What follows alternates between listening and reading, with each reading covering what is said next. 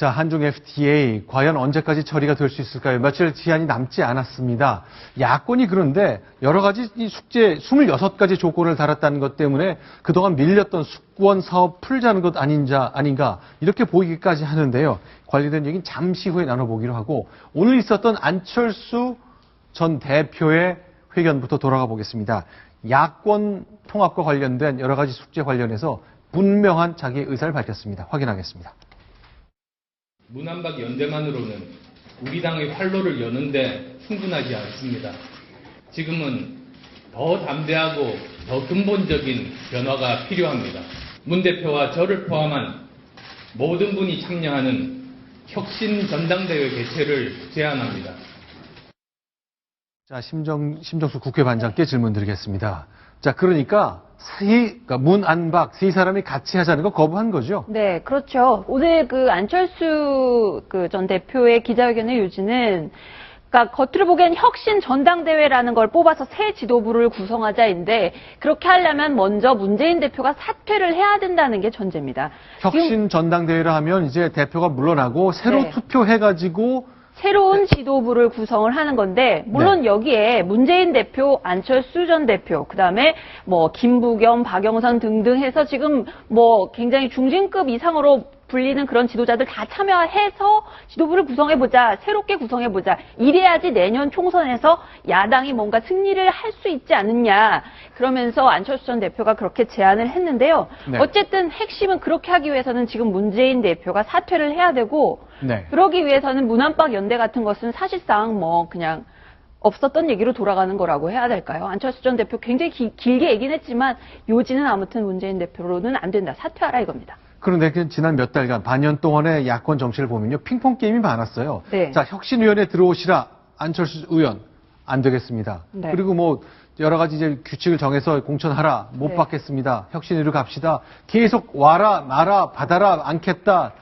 자, 문재인 대표의 선택. 그럼 뭐가 남은 거예요? 지금 문재인 대표 같은 경우에는 오늘 이제 안철수 전 대표 기자회견 한 3시간 후에 기자들을 만나는 자리가 있었거든요. 네. 이 문안박 연대 거부하고 혁신전대 주장한 거에 대해서 어떻게 생각하느냐.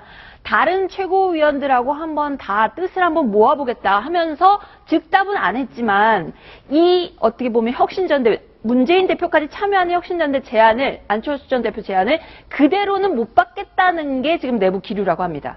하나는 자기는 만약에 혁신전대를 하더라도 참여를 하지 않겠다는 안.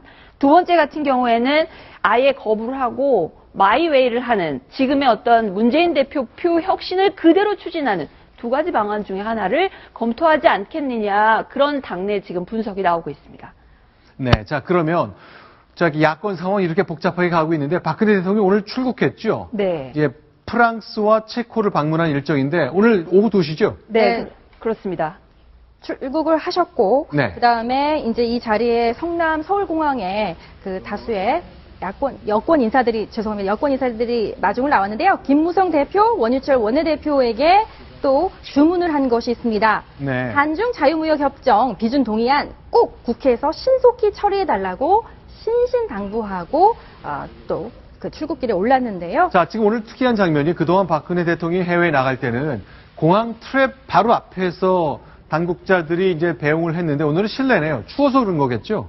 춥고 또 건강 문제 같은 것들도 요즘에 좀 있었고 주치의나 이런 분들도 이번에 대거 동행을 같이 한다고 하지 않습니까? 네. 지금 보기에는 건강해 보이시는데요. 네. 어쨌든 저 자리에서 지금 김정한 기자께서 말씀하신 것처럼 FTA 강조를 했고 네. 김무성 대표 없이도 지금 이제 유럽에 출장 가서 만나게 돼 있는 시진핑 중국 국가 주석 만나기 전까지 FTA 어떻게든 처리하겠다 이렇게 다짐을 했다고 합니다. 그런데 심정숙 기자, 야당에서 이제 FTA 한중 FTA 내가 동의해줄 수 있지만 그러기 위해선 이것저것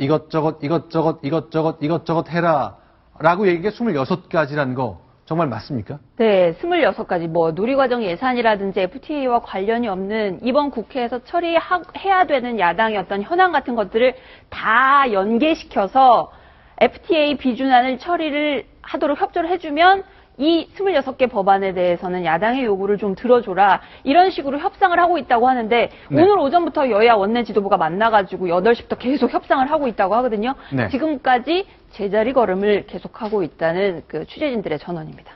근데 박근혜 대통령께서 이 한중 FTA 연내체를 왜 그렇게 중요하게 생각하시냐면 이유가 있습니다.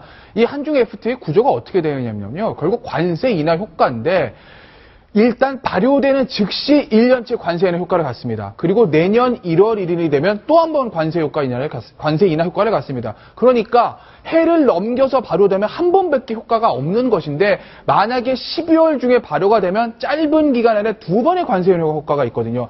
그렇기 때문에 박근혜 대통령께서 무슨 상황이 와도 올해 안에는 꼭 이것이 통과가 돼야 된다 얘기를 하는 건데 네. 이게 무슨 대형마트도 아니고 끼워 팔기도 아니고 끼워 팔기는 불공정 거래 행위로 금지되는 건데 야당이 왜 이거를 FTA와 상관도 없는 법안을 끼워서 한꺼번에 처리하려고 하는지 그것이 야당이 결국 우리나라 경제 발전에 대해서 어느 정도 생각해가지고 있고 경제 발전에 협력할 생각이 있는 건지 참 안타깝습니다. 야당에서도 여러 가지 좀 생각이 있을 것 같아요. 일단 한중 교역이 늘어나면 수출 기업들은 혜택을 많이 보는데 그것 때문에 수입하는 농가라든가 이런 쪽에서는 피해가 있기 때문에 어떻게든 균형을 좀 맞춰야 한다 그러는데 성사될 가능성은 어떻게 되고 있습니까? 일단 새누리당이나 김무성 대표가 아까 밝힌 것은 내일 본회의가 있거든요.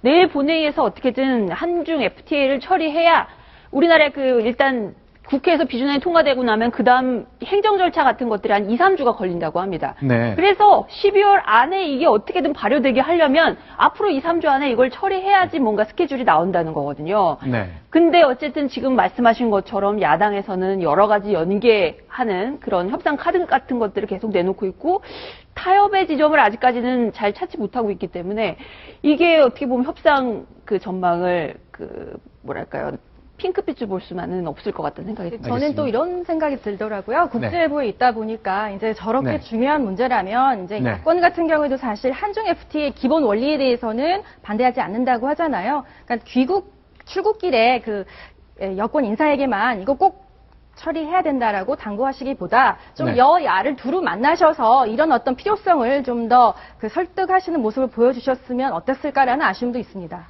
알겠습니다. 자, 대통령 오늘 출국했고요. 국회가 과연 시한을 잘 맞출 수 있을지 봐야 될 것 같습니다. 자, 이번에 10번째 소식 순위 확인하겠습니다.